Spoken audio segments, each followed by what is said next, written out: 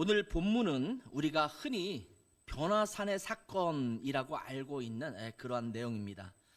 변화산이라는 이름의 산은 실제로는 존재하지 않습니다. 왜냐하면 어떤 산인데 그 산의 이름을 나중에 신학자들이 변화산이라는 별명으로 붙인 거예요. 그러니까 이것은 정식 이름이 아니라 그 산의 이름을 나중에 예수님께서 변화하셨다라는 의미를 담아서 변화산이라고 붙인 겁니다. 그러면 이 산은 어떤 산이냐? 사실은 중요하지는 않습니다만 보통 학자들 사이에서는 두 가지 산 중에 하나가 아닐까라고 생각을 합니다. 하나는 다볼산이라는 산입니다. 타보르라고 우리가 보통 알려져 있죠. 타보르산이라는 다볼산입니다. 이 산은 해발 588m 정도 되는 아주 높지는 않은, 그러나 또 낮은 산은 아닌 그런 산이죠. 그런가 하면 여러분도 익숙하게 알고 있는 헤르몬산, 헐몬산이라고 그러죠. 헤르몬산이라고 보시기도 합니다. 근데 헤르몬산은 해발 2814m니까 엄청 높거든요. 아마 이 산이라기보다는 대부분의 학자들은 다볼산이 아마 이 변화산일 것이다, 이렇게 추측을 하고 있습니다. 성지순례를 가보면 이 다볼산에 가서 여기가 변화산입니다 이렇게 소개하는 가이드의 이야기를 들을 수가 있거든요. 그래서 이 다볼산이 아닐까 이렇게 추측합니다. 그러나 아까도 말씀드렸지만 그것은 별로 중요하지 않습니다. 왜냐하면 이 산이 어떤 산이냐가 중요하지 않고 왜 이 산으로 가셨는지가 중요하거든요. 28절을 보면 이 산에 올라가신 이유가 기록되어 있습니다. 왜 올라가셨어요? 이 구절에 기도하시러. 기도하시러 가셨어요. 베드로와 요한과 야고보 세 명의 제자들, 특별히 선택된 제자들이죠. 이 세 명의 제자들과 함께 기도하시기 위해서 가셨습니다. 어떤 산인가 중요하지 않아요. 왜냐하면 예수님은 사역 중에 한적한 곳으로 가서 기도할 때가 참 많았거든요. 때로는 그 옆에 있는 산 같은 데 가서 또 기도를 많이 하셨어요. 그러니까 그 산이 어떤 산이냐가 중요하지 않고 예수님께서 기도하러 그 장소를 찾으셨다라는 거예요. 근데 특별히 이제 아마 다볼산으로 추측되는 이 산으로 가셔서 예수님께서 기도하시게 된 것입니다.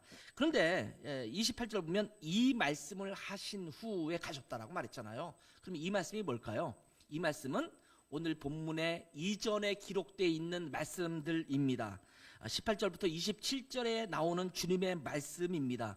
그 내용은 어떤 내용일까요? 지난번에 한번 말씀을 함께 나눴습니다만 너희는 나를 누구라 하느냐라고 했을 때 베드로가 주는 그리스도시요 살아계신 하나님의 아들입니다, 이런 고백을 하거든요.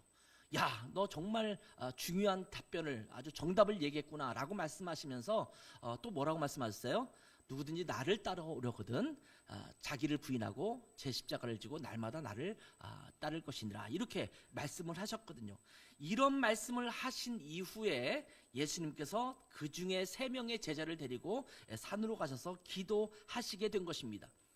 예수님께서 보실 때는 제자들이 분명한 답, 명확한 답을 한 거거든요. 야, 저 친구들도 내가 그리스도신 걸 아는구나, 내가 하나님의 아들인 것을 아는구나, 그렇다면 내가 그리스도시고 하나님의 아들이라는 것을 이들도 좀 체험하면 좋겠다, 눈으로 목격하면 좋겠다, 아마 이런 마음을 가지고 올라가시지 않았을까, 이건 제가 생각한 겁니다만 그렇게 생각이 듭니다.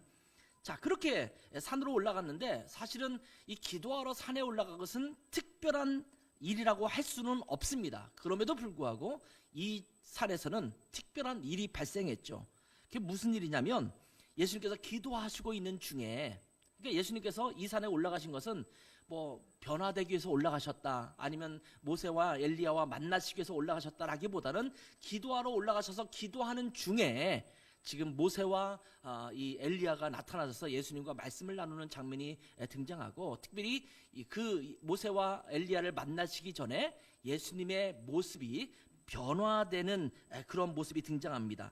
영광스러운 모습으로 바뀐 겁니다. 29절과 30절을 보면 기도하시던 중에 그 용모가 변화되고 그 옷이 휘어져 광채가 나더라. 문득 두 사람이 예수와 함께 말하니 이는 모세와 엘리야라, 이렇게 말씀하고 있습니다. 자, 같은 내용을 기록하고 있는 마태복음 17장 2절에 보면 그들 앞에서 변형되사 그 얼굴이 해같이 빛나며 옷이 빛과 같이 휘어졌더라, 이렇게 기록하고 있습니다. 자, 해처럼 눈부실 정도로 빛나는 모습으로 변형된 것입니다. 우리도 가끔씩 사람의 모습이 바뀌면 놀라잖아요. 얼굴에 무슨 짓을 한 거야? 뭐 이렇게 말하잖아요.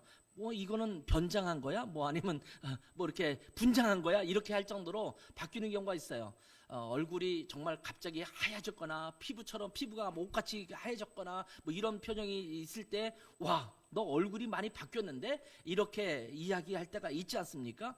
그런데 예수님은 그것을 넘어서서 마치 해처럼 광채가 났다. 여러분, 해를 눈으로 바라보기가 쉽지가 않잖아요. 눈부실 정도로 아주 빛이 나고 있는 그런 광경으로 바뀐 것입니다. 옷도 백옥처럼 하얗게 바뀌었다, 이렇게 말씀을 하고 있습니다. 옷이 흰색이 됐다라는 표현보다는 그 옷에서 광채가 나서 볼 수 없을 정도로 그렇게 모습이 바뀌었다라는 것을 보여주고 있습니다. 그리고 모세와 엘리야가 갑자기 나타나서 예수님과 함께 말씀을 나누시는 것입니다. 자, 모세와 엘리야는요, 구약 시대를 대표하는 두 인물입니다. 그러니까 구약 시대를 대표하는 인물 두 사람만 드세요 라고 말하면 보통 두 사람이 아니라 세 사람을 들라고 보통 얘기해요. 근데 여기선 두 사람이 등장하잖아요. 세 사람이면 누굴까요? 다윗이 거기 포함돼요. 다윗 왕을 표현하면서 또 하나는 모세, 그리고 하나는 엘리야거든요. 자, 왕 중에 뛰어난 왕, 또 메시아를 상징할 수 있는 왕을 든다면 다윗이라는 사람이잖아요. 그런데 이 모세는 누굴까요? 하나님께서 모세를 통해서 이스라엘 백성들에게 율법을 주셨어요.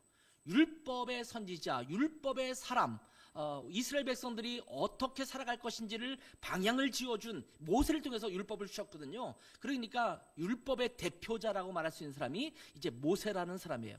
이스라엘의 생활과 밀접하게 관계가 있죠. 그런가 하면 수많은 선지자들이 구약시대 때 활동을 했는데 그 모든 선지자를 대표하는 사람을 들려면 10중 8구 엘리야라는 선지자를 듭니다. 그러니까 엘리야는 예언의 사람입니다. 구약시대에 하나님의 말씀을 전하고 메시아가 올 것이라는 것을 예언했던 사람이 엘리야이거든요. 그러니까 율법을 통해서 너희가 제사를 지내면서 양을 잡고 소를 잡아서 너희 죄를 용서하듯이 하나님께서 메시아를 보내주실 것이라고 하는 것이 모세를 통해서 전해진 율법이잖아요. 그런가 하면 이제 메시아가 올 것이다, 너희 회개하라 라고 말씀을 선포했던 사람들이 선지자들인데 이 두 대표가 예수님 앞에 나타나신 것입니다. 그래서 예수님이 바로 이 율법과 예언을 통해서 하나님께서 약속하셨던 메시아 그리스도다라는 것을 보여주는 장면이라고 할 수가 있습니다. 그런데 이 와중에 제자들은 무엇을 하고 있었습니까? 제자들의 모습은 한결같아요. 조는 겁니다. 32절 보면 베드로와 및 함께 있는 자들이 깊이 졸다가 온전히 깨어나 예수의 영광과 및 함께 선 두 사람을 봤다, 이렇게 기록하고 있죠. 여러분, 예수님께서 십자가에 달리시기 전에 기도하러 겟세마네 동산으로 가셨잖아요. 내가 죽게 되었으니 너희 좀 같이 기도하자라고 했을 때 그들이 뭘 하고 있었을까요? 졸고 있었어요. 하여튼 변하지 않습니다. 이 베드로를 비롯한 제자들은 아주 자주 기도할 때마다 졸아요. 그러니까 여러분도 희망이 있습니다. 왜냐하면 여러분이 설교 시간에 졸고 기도 시간에 졸고 기도가 따분하고 그래도 이 베드로와 요한과 야고보 같은 훌륭한 사도처럼 바뀔 수 있습니다. 믿습니까? 그러니까 너무 존다고 해서 여러분이 지루하다고 해서 마음에 상처받을 필요는 없습니다. 그런데 이렇게 졸다가 비몽사몽간에 이 장면을 목격한 것이 아니라는 것을 분명하게 말씀합니다. 다시 32절 보면 깊이 졸다가 어떻게 됐다고요? 온전히 깨어나. 이 온전이라는 말이 헬라어로 보면 완전히 깨어난 거예요. 이게 정신이 맑아진 상태에서 이것을 보았다, 이렇게 기록합니다. 베드로와 요한과 야고보는 확실하고 분명하게 이 장면을 목격했다, 이렇게 루가는 기록한 것입니다. 그냥 졸다가 보니까 꿈결인가 이렇게 본 것 같다, 이 느낌이 아니라 내 눈으로 분명하게 이것을 목격했다라고 누가는 기록하고 있는 것입니다. 그리고 이 장면을 바라본 이 제자들은 충격을 받습니다. 자, 우리와 함께하고 있는 지금 예수님, 지금 계속 같이 밥도 먹고 다니고 있는 예수님, 놀라운 기적과 이적을 행하셨어요. 물론 근데 그 당시에도 어떤 선지자들은 그런 능력을 행했거든요.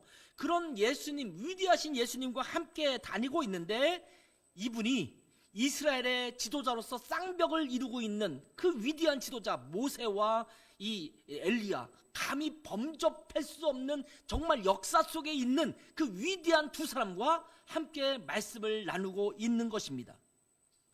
얼마나 놀랍습니까? 그런데 여러분 생각해 보세요. 이건 저의 또 뇌피셜입니다. 생각해 보세요. 모세와 엘리야가 예수님과 함께 말씀을 나누고 있다면 그 광경은 어땠을까요? 같이 친구처럼 이렇게 말씀을 나누는 것처럼 느껴질 수 있겠지만 예수님이 누구십니까? 하나님의 아들이세요. 성자 하나님이세요.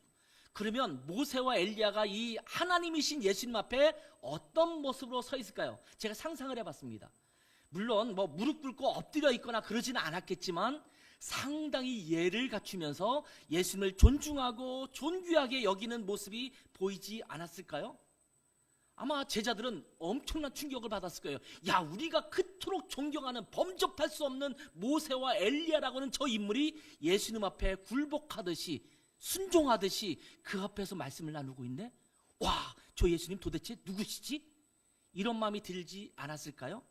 물론 그 전에 베드로가 주는 그리스도시요 살아계신 하나님의 아들입니다라는 분명한 고백을 했지만 그 내가 고백한 그 고백이 현실로 내 눈 앞에서 보인다고 생각해 보세요.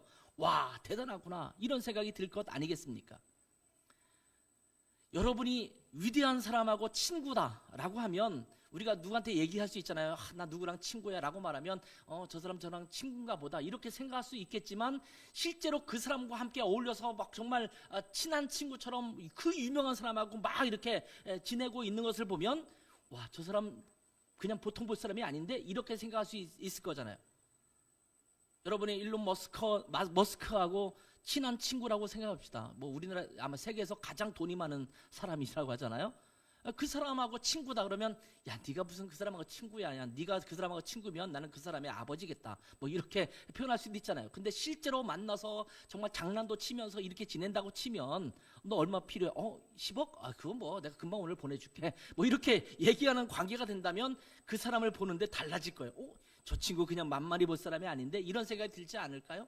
근데 예수님께서 이스라엘에게 있어서는 존경과 사랑을 받고 있는 그 두 사람이 예수님 앞에 예를 갖추고 있는 장면을 보면서 대화를 나누는 장면을 보면서 아마 이 제자들은 엄청난 충격을 받았을 것입니다. 그래서 복음서마다 이것을 기록하고 있는 거예요. 빼놓지 않고 기록하고 있습니다. 그래서 이곳이 너무 좋다라는 생각에 여기가 정말 천국이구나 이런 생각에 이곳에 초막셋을 짓고 하나는 주님을 위해, 하나는 모세를 위해, 하나는 엘리야를 위해 지어서 이곳에 함께 지내자 이렇게 말하고 있는 겁니다. 어딘가 여행 가서 너무 좋은 데가 있으면 우리 집에 가지 말고 여기서 계속 살았으면 좋겠다 이런 마음이 들 때도 있잖아요. 그런 것처럼 느껴진 것입니다. 그러자 구름이 덮이면서 구름 속에서 소리가 납니다. 이는 나의 아들 곧 택함을 받은 자니 너희는 그의 말을 들으라 라는 말씀이 들려왔고 그리고 그 외에는 예수님만 남고 나머지는 싹 사라진 그런 내용입니다. 이 구름이라는 것은 구약 성경을 보면 하나님의 임재가 있을 때 구름이 빽빽히 덮인 것처럼 표현이 자주 되고 있거든요. 하나님의 임재가 이곳에 임한 것입니다. 자, 이 장면들은 예수님의 제자들의 머릿속에 아마 깊이 되새겨졌을 것입니다. 와, 우리 예수님이 정말 하나님이시구나, 정말 그리스도 그 메시아시구나 라는 것을 분명하게 갖게 되었을 것입니다. 예수님도 제자들이 주님을 향해서 주님은 그리스도시요 살아계신 하나님의 아들입니다 라고 고백했기 때문에 이런 장면을 통해서 예수님께서 이 땅에 오신 하나님의 아들이시며 그리스도 즉 메시아라는 것을 분명하게 계시해 주신 것입니다. 그렇다면 자, 이 변화산의 사건, 이 놀라운 사건이잖아요. 이 사건은 우리에게 어떤 교훈을 주시고 있는 걸까요? 와, 놀랍다, 이 감탄하는 것으로 끝나라고 이 사건을 보여주신 것만은 아닐 것입니다. 야, 예수님은 정말 하나님의 아들이시구나, 정말 대단하구나, 이것을 느끼게 하기 위한 것만이 아니라는 것을 우리는 알아야 합니다. 그렇다면 이 변화산의 사건이 우리에게 주시는 교훈이 무엇인가를 좀 살펴보려고 합니다. 그 첫 번째는요, 예수는 영광의 주님이시고 메시아 바로 그분이라는 메시지를 전해주고 있습니다. 이미 말씀드렸다시피 예수님께서 기도하는 중에 이 땅에 오시기 전에 하나님의 모습으로 변모되셨습니다. 예수님은 누구십니까? 하나님이시죠. 창세전부터 함께 계셔서 하나님과 함께 세상을 만드신 창조주 하나님이십니다. 삼위일체 하나님이시잖아요. 그러니까 그때는 이 땅에 육신의 모습으로 오시기 전에는 어떤 모습으로 계셨을까요? 영광스러운 모습, 감히 인간이 범접할 수 없는 거룩하고 의로우신 모습, 그 영광 가운데 그 모습을 갖고 계시지 않았을까요? 그런데 육신을 입고 우리와 같은 평범한 사람처럼 이 땅에 오신 것입니다. 그 이전에 그분의 정체, 그분의 모습을 그대로 다시 보여주신 것이 이 변화산의 변모입니다. 그 영광스러운 모습은 바로 성자 하나님의 모습입니다. 예수님은 육신을 입고 이 땅에 오시기 전에도 그러한 영광 가운데 계셨던 성자 하나님이십니다. 그리고 육신을 입고 이 땅에서 우리를 구원하시기 위한 사역을 마치신 이후에 예수님께서는 부활하셨잖아요. 그리고 승천하셨습니다. 그러면 그 승천하신 이후에 또 어떤 모습이 되셨을까요? 그 영광스러운 하나님의 모습으로 다시 돌아가셨을 것입니다. 이 변화산의 모습은요, 예수님께서 그러한 하나님이시다라는 것을 잠깐 인간들에게 보여주신 사건이라고 말할 수 있습니다. 임마누엘 되신 하나님, 이 자리에 우리와 함께 하시는 하나님의 실체를 우리에게 잠깐 보여주신 것입니다. 우리에게도 그런 일이 좀 있었으면 좋겠어요. 하나님의 영광을 우리가 경험하기를 원합니다. 근데 여러분, 우리가 예배자로 하나님 앞에 서 있을 때 때로는 하나님께서 이 영광스러운 모습을 여러분에게 보여주실 줄 믿습니다. 그 영광 가운데 여러분이 들어가셨으면 좋겠어요. 그리고 하나님께서는요, 이 모세를 통해서 이스라엘 백성들에게 율법을 주셨고 여러 선지자를 통해서 인간을 죄악에서 구원하시기 위해서 메시아를 보내셔서 은혜를 베푸실 것이다 라는 예언을 계속 전해주셨는데, 그러한 선지자들의 대표는 엘리야이잖아요. 그래서 하나님이신 예수님은 모세와 엘리야와 말씀을 나누시면서 그분 자신이 하나님이심을 드러내신 것입니다. 아까도 말씀드렸지만 이때 모세와 엘리야가 어떤 표정, 어떤 모습, 어떤 태도였을 것이라고요? 존귀하신 하나님 앞에 그 예를 갖추고 그렇게 서 있는 그 모습이지 않을까요? 아마 이 모습을 보면서 제자들은 정말 충격적으로 느꼈을 것입니다. 와, 우리가 함께 모시고 있던 예수님은 영광의 주님, 곧 하나님이시구나. 예수님이야말로 정말 메시아로 이 땅에 오신 것이 분명하구나. 이것을 명확하게 깨달았을 것입니다. 여러분, 예수 그리스도가 여러분에게 어떤 분이십니까? 너희는 나를 누구라 하느냐? 라고 물으셨을 때 피상적으로 예수님은 내 머릿속에 그리스도십니다, 하나님의 아들입니다가 아니라 내 눈으로 목격한 그분은 하나님이십니다, 나의 구세주십니다, 이 탐복과 고백이 저절로 나왔을 줄 믿습니다. 예수 그리스도가 여러분에게 그렇게 임하고 만나지는 시간이 되시기를 바랍니다. 그럴 때 구원의 사건이 일어나는 거예요. 예수 그리스도가 그냥 2000년 전에 오셨던 역사 속에 있던 한 인물로 끝나는 것이 아니라 그분이 하나님이시구나, 하나님이 우리 가운데 구원 주시기 위해서 보내주신 하나님의 아들 메시아시구나, 이것을 뼈저리게 깨달을 때 그 주님 앞에 내가 굴복하고 내 죄를 주님 앞에 사죄드리면서 하나님의 은혜를 얻어서 구원에 이르게 되는 것입니다. 우리가 믿는 예수님은 하나님의 아들이시며 우리의 구원자이십니다. 우리의 주님이시며 우리의 모든 삶을 주관하시는 주관자이십니다. 믿으십니까? 이것을 고백하고 있으신가요? 예수 그리스도는 우리의 왕이십니다. 우리의 하나님이십니다. 우리를 구원하신 참된 구원자이십니다. 우리 삶을 주관하시는 주님이십니다. 이런 고백이 우리 삶 가운데 잊혀지지 않는, 잃지 않는 그런 삶의 모습이 되기를 소망합니다. 주님, 나의 구세주, 하나님의 아들, 우리의 왕, 그 주님을 경배하고 찬양합니다. 이런 고백이 있었으면 좋겠어요. 두 번째로는 이 변화산의 사건을 통해서 주님은 우리에게 뭘 또 보여주셨냐면 하나님 나라의 영광을 보여주시고 있습니다. 하나님의 나라, 이 천국은 우리가 상상만 할 뿐이지 어떠한 곳인지 제대로 알 수가 없습니다. 죽어봐야 아는 것이죠. 그 나라 가봐야 분명하게 알 것입니다. 그런데 분명한 것은 우리가 상상하는 그 무엇보다 좋은 곳이라는 것은 분명합니다. 창조주 하나님이 거하시는 곳이니 얼마나 좋겠습니까?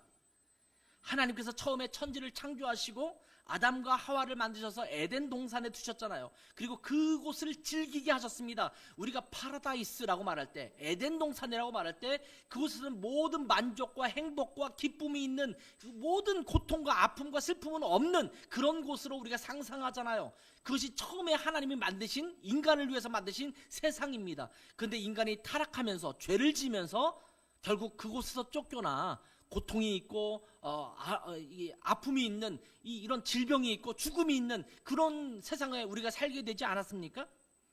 근데 그 땅을 주님께서 회복하시는 겁니다. 아담과 하와가 누렸던 그곳 똑같은 곳이죠. 평화가 있고 서로 배려하면서 친밀한 교제가 있고 서로 모든 즐거움과 만족을 누릴 수가 있고 사람과 동물 그리고 사람과 자연 환경이 신뢰를 갖고 있었습니다. 이것이 질서를 잡은 아름다운 하나님의 나라 공동체입니다. 가장 중요한 것은 하나님과 아무런 막힘 없이 서로 친밀하게 교제를 나눌 수가 있었습니다. 이것이 바로 천국입니다. 그런데 이러한 하나님의 나라에는 하나님의 영광과 거룩함이 있습니다. 모든 우주 만물을 창조하신 창조주 하나님의 영광과 위엄이 있는 곳이 바로 천국이며 하나님의 나라입니다. 자, 성경은요, 이러한 하나님의 영광을 표현하기 위해서 굉장히 많은 표현을 사용합니다. 하늘과 또 해와 달과 별들, 이런 것들이 총동원됩니다. 우주 모든 만물들이 하나님을 찬송한다라고 표현합니다. 때로는 거센 바람과 지진과 같은, 또 높은 파도와 같은 그 온 땅이 흔들리는 그런 모습을 통해서 하나님의 위엄을 표현하기도 합니다. 오늘 본문에도 등장하지만 빽빽한 구름 속으로 가득한 것으로 표현하기도 합니다. 이런 모든 표현은 하나님의 영광을 인간에게 드러내기 위한 표현의 방식이라고 볼 수가 있습니다. 그래서 오늘 본문에도 보면 예수님께서 해처럼 영광스러운 광채로 빛나고 그 옷도 백옥처럼 희어져 눈부실 정도로 빛이 난다라고 표현하고 있습니다. 그런데 이러한 영광은 우리 인간이 표현하는 방법에 불과합니다. 그러니까 우리가 상상할 수 있는, 우리가 인지할 수 있는 표현으로 표현하다 보니까 하나님께서 그런 모습으로 이 땅에 인간들에게 보여주신 것입니다. 그러면 하나님의 영광은 무엇일까요? 저는 하나님의 영광을 상상할 때 절대적 거룩함이 하나님의 영광이라고 할 수 있다고 봅니다. 우리가 하나님을 지존자로 부르잖아요. The Most High. 더 이상 도달할 수 없는 최고의 지존하신 분이죠. 또한 절대자입니다. Absolute. 그러니까 모든 것의 기준이 되는 것입니다. 모든 것의 시작이고 모든 것의 절대 기준이 되시는 분이 바로 하나님이십니다. 저는 이것이 영광이라고 생각합니다. 모든 것의 절대적인 그 모습, 이것이 하나님의 영광이에요. 왜냐하면 그것은 우리 인간이 도달할 수 없는 것이기 때문입니다. 우리 인간이 감히 가질 수 없는, 우리가 그런 표현 쓰잖아요. 가까이 하기엔 너무 먼 당신. 하나님은 그런 분이시거든요. 그게 영광입니다. 그래서 이러한 하나님의 영광 앞에 우리는 어떻게 할 수밖에 없어요? 찬송할 수밖에 없고 찬양하며 높여드릴 수밖에 없습니다. 압도하는 그 영광으로 인해서 우리는 그 위엄에 탄복하며 탄성을 지를 수밖에 없습니다.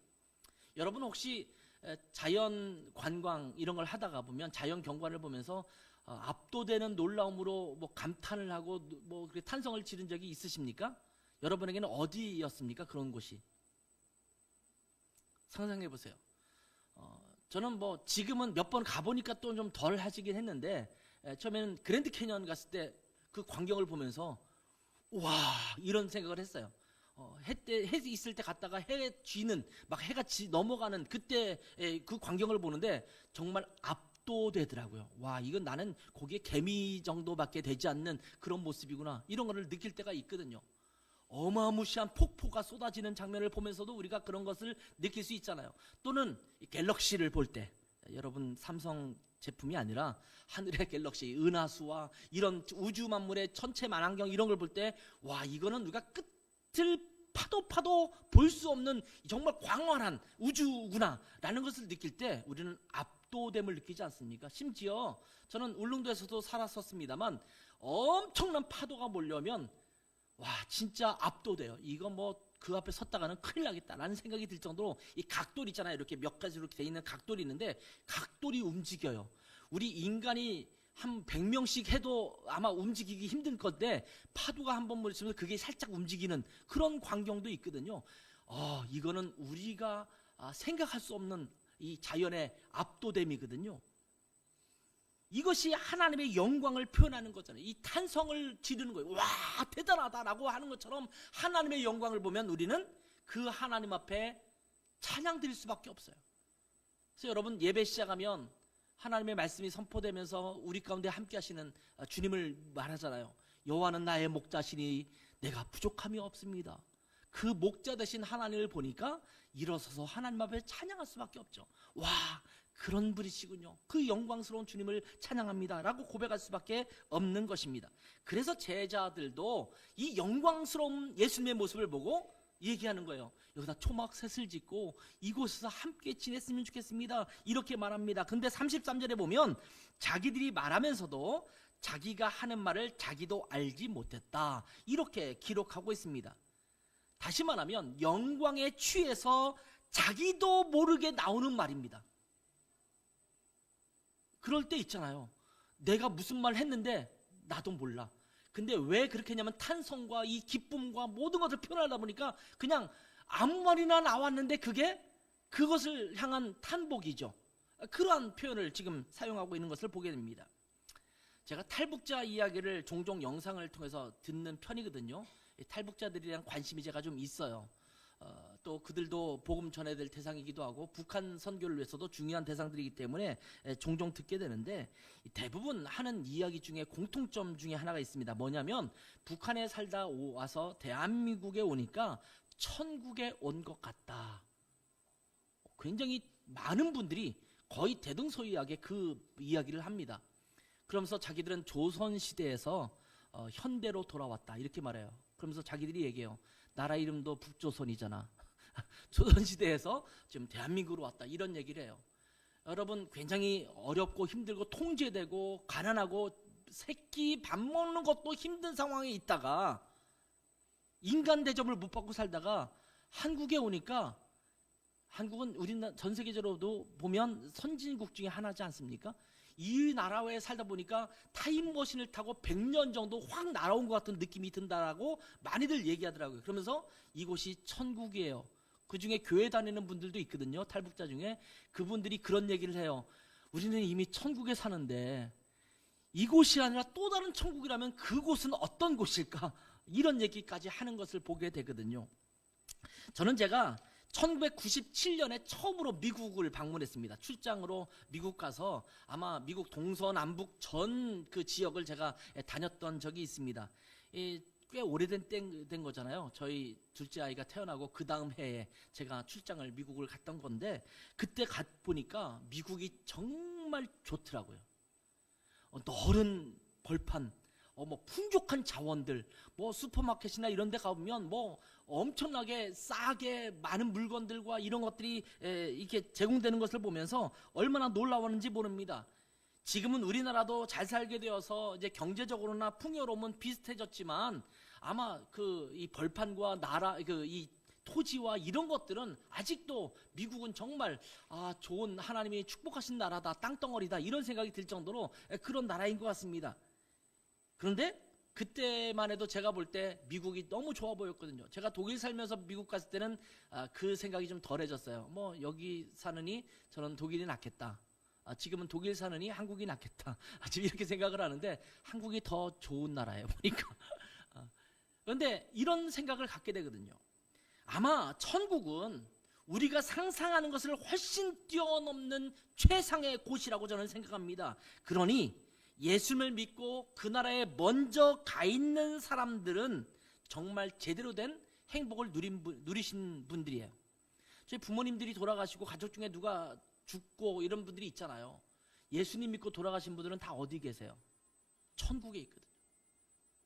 마음이 슬프지만 천국에서 우리가 상상할 수 없는 그 놀라운 축복을 누리고 있다고 생각한다면 오히려 한편 마음이 좀 차분해지는 것을 느끼게 됩니다. 아직 북한에 가족들이 남아있는 탈북자들이 그런 얘기를 해요. 부모님들을 놓고 하고 그래서 다시는 못 만날 수 있는 상황인데도 불구하고 자기 부모님들이 자기를 볼 때마다 그런 말씀을 하신대요. 전화통화가 요즘은 가능하거든요. 중국 변방에 가서 중국 핸드폰으로 전화통화를 하시더라고요, 보니까. 그런데 너희가 볼 수 없지만 그런 곳에서 살고 있으니까 우리는 좋아. 여러분, 천국이 바로 그런 곳입니다. 우리가 가야 할 곳이고 우리를 떠나서 먼저 하나님 나라에 가 있는 그 가족들과 또 사랑하는 사람들은 그곳에서 그 놀라운 축복과 영광을 누리고 있는 것입니다. 우리는 이러한 영광스러운 하나님 나라에서 살게 될 줄 믿습니다. 예수 그리스도를 통해서 이러한 영광스러운 하나님의 나라를 향해 갈 수 있게 된 것입니다. 할렐루야. 그 영광스러움을 예수님께서는 제자들에게 맛배기로 보여주신 거예요. 그래서 가끔씩 잠깐 이렇게 죽었다가 다시 살아나는데 그분들이 천국을 보고 오신 분들이 있잖아요. 그분들이 모양새와 이런 거는 상당히 더 서로 다른데 공통된 점이 하나가 있어요. 그 뭐냐면 나 거기 가는 것보다 이 땅이 더 좋아 라고 말하는 분은 한 분도 없더라는 거예요. 그곳은 좋은 곳이에요. 그 좋은 곳에 함께 가시죠. 예, 예수 그리스도를 믿고 함께 갑시다. 그것을 맛배기로 보여주신 거예요. 주님, 그 나라를 맛배기로 이 땅에 우리에게 좀 보여주십시오. 이런 소망이 있었으면 좋겠습니다. 그래서 가장 볼 수 있도록 만드신 것이 교회 공동체인데 우리가 죄를 너무 많이 지어가지고 교회 공동체에서 그것을 잘 못 보여주는 게 너무 안타까워요. 전 우리 라이트하우스 고향은 그러한 천국을 보여줄 수 있는 교회가 되기를 주님의 이름으로 축복합니다. 그런데 이 변화산의 사건에서 우리가 간과하지 말아야 될 굉장히 중요한 사실 하나가 있습니다. 그것은 예수님께서 변화산에서 영광스럽게 변화되신 것보다, 그분이 하나님의 모습을 보여주신 것보다, 천국의 하나님의 나라의 모습을 보여주신 것보다 더 중요한 것은 예수님께서 모세와 엘리야와 만나서 무슨 얘기를 나누느냐라는 것입니다. 이미 말씀드렸다시피 예수님은 기도하시기 위해 이 산으로 가셨어요. 굉장히 중요한 사건이 벌어질 때 성경은 예수님께서 기도하러 가셨다라는 것을 기록하고 있어요. 물론 예수님은 늘 다른 시간에도 기도하셨지만, 습관을 따라 기도하셨지만, 특별한 사건이 일어날 때 기도하러 가셨다라는 것을 강조해서 기록하거든요. 그렇다면 변화산으로 가셔서 기도하신 이유는 뭔가 사건이 일어나기 전에요. 이 사건 이후로 보면 예수님께서 어떤 일을 행하세요? 예루살렘으로 가세요. 드디어 죽기 위해서, 마지막 일주일을 보내기 위해서 예루살렘으로 가시기 전에 기도하는 거예요. 그것이 이제 지금 변화산에서 기도하는 장면이거든요. 그런데 그 기도하시는 중에 모세와 엘리야를 만나서 말씀을 나누시는 거예요. 그런데 이 예수님께서, 하나님께서 보내주신 모세와 엘리야와 어떤 이야기를 나누었을까요?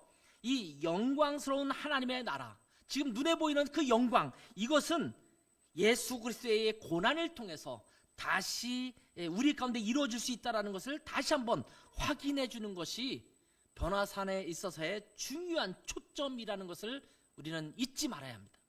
31절을 다시 한번 보겠습니다. 굉장히 중요한 구절입니다. 오늘 본문에서 다시 같이 한번 읽어볼까요? 시작. 영광 중에 나타나서 장차 예수께서 예루살렘에서 별세하실 것을 말할세. 이 장차라는 건 불과 그 다음 며칠 후에요.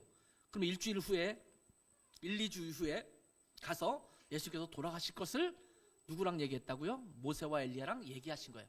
그러니까 변화산의 사건에서 굉장히 간과하지 말아야 될 굉장히 중요한 메시지가 오늘 이 본문의 메시지입니다. 자, 예수님께서 곧 예루살렘으로 가셔서 십자가에 달려 돌아가실 것에 대한 말씀을 나누셨다라는 겁니다. 이 마가복음과 마태복음에서는 예수님께서 모세와 엘리야와 말씀을 나누셨다라는 것만 기록하고 있지 무슨 말씀을 나누는지는 기록하지 않아요. 그런데 누가는 이 부분을 놓치지 않고 기록하고 있는 것입니다. 여러분, 아이러니하지 않습니까? 그 찬란한 영광 중에 나눈 말씀이 고난과 죽음이었어요. 예수님은 영광스러운 모습을 변모했는데, 그러면 영광스러운 그 모습, 부활의 모습, 승천의 모습이 아니라 고난받고 십자가에 달려 죽으실 것에 대한 이야기를 나누셨다라는 겁니다. 여러분, 우리가 잘 아는 격언 중에 이런 격언이 있습니다. No cross, no crown. 의미를 살려서 말했죠. 직역하면 이 십자가가 없으면 면류관도 없다, 이런 말이잖아요. 근데 이것을 우리가 의역해서 말하기를 고난이 없으면 영광도 없다라는 거예요. 십자가가 없으면 부활도 없습니다. 요한복음 12장 23절에 보면 예수님께서 십자가에 달려 돌아가시는 그 주간에 십자가를 이제 며칠 앞두고 하신 말씀이 나옵니다. 여기에 보면 이런 말씀을 하세요. 예수께서 대답하여 이르시되 인자가 영광을 얻을 때가 왔도다, 이렇게 말씀하십니다. 예수님은 고난을 받으시고 십자가에 달리셔서 돌아가실 때가 되었는데 그 사건에 대해서 영광을 얻을 때가 됐다, 이렇게 말씀하신 것입니다. 예수님께서 십자가에 달려 돌아가셨기 때문에 죄인인 우리가 용서받고 하나님 나라의 영광에 들어갈 수가 있게 된 것입니다. 그렇기 때문에 변화산에서의 사건은 예수께서 고난을 받으시고 십자가에 달려 돌아가심으로 우리를 영광스러운 하나님의 나라로 인도하신다라는 것을 보여주는 사건이라고 볼 수가 있습니다. 눈에 보이는 것은 눈부실 정도로 찬란한 영광의 모습이었지만 그 영광, 지금 목격하는 이 영광은 십자가의 고난을 통해서 이루어진다라는 것을 우리에게 분명히 보여주신 것입니다. 그래서 예수님은 모세와 엘리야와 더불어 매우 중차대한 십자가에서의 구속의 사건에 대해서 긴밀하게 말씀을 나누신 것입니다. 다시 말하면 하나님 앞에서 모세와 엘리야와 더불어서 예수님께서 이 땅에 오신 목적을 이루기 위해서 세우신 그 구속 계획, 이 계획을 다시 한번 확인하시고 그 다음에 예루살렘을 향해서 떠나시게 되는 것입니다. 하나님은 우리에게 영광스러운 하나님 나라의 백성이 될 길을 열어주셨습니다. 그리고 그 길은 예수 그리스도께서 고난을 받으시고 십자가에 달려 돌아가심으로 열려지게 된 것입니다. 올해는 3월 5일부터 지난주 수요일부터 사순절이 시작되었습니다. 사순절은 예수님께서 십자가에 달려 죽으시는 그날까지 계산해서 40일 동안 지키는 절기를 사순절이라고 말하거든요. 지금 이제 사순절 기간이 시작된 것입니다. 예수님께서 고난받으시고 대속의 죽음을 맞이하시는데 그것을 경건한 마음으로 묵상하고 부활의 영광을 기쁨으로 맞이하기 위해서 보내는 시간, 이 시간을 사순절이라고 말하거든요. 십자가의 죽음이 없으면 부활의 영광도 없습니다. 주님께서 우리를 영광스러운 하나님의 나라로 인도하시기 위해서 그 모진 고통과 십자가에서의 죽임을 당하셨던 것을 기억하면서 우리의 주님이시고 우리의 구세주이신 예수 그리스도를 깊이 묵상하면서 부활의 영광을 준비하는 우리 모든 성도들 되기를 주님의 이름으로 축원합니다. 기도하겠습니다. 하나님 아버지, 예수님께서 십자가에 달려 돌아가심으로 말미암아 우리 가운데 그 찬란한 영광의 길을 열어주심을 인하여 참으로 감사합니다. 주님의 십자가 때문에 우리가 영광으로 갈 수 있음을 또한 감사합니다.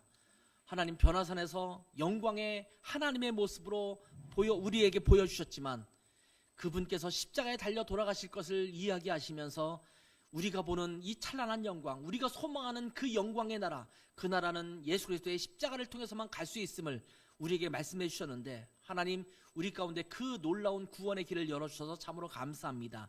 하나님, 우리가 그 길을 걷게 도와주시고 예수 그리스도를 통해서 이 영광스러운 하나님의 나라를 향해 갈 수 있는 놀라운 축복을 받아 누릴 수 있는 우리 모두가 될 수 있도록 하나님께서 은혜 베풀어 주시옵소서. 감사하며 예수님의 이름으로 기도했습니다. 아멘.